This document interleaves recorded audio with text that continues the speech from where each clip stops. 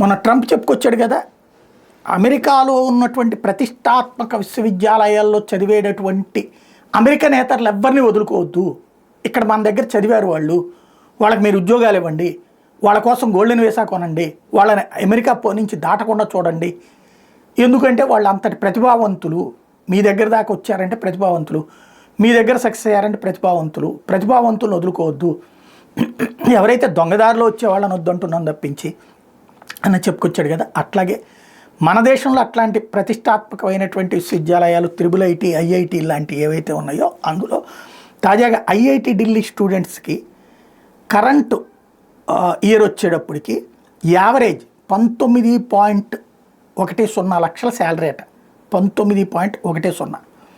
అదే సందర్భంలో IIT ఢిల్లీలో జనవరి 2025కి 61% స్టూడెంట్స్ జాబ్స్ సంపాదించారట.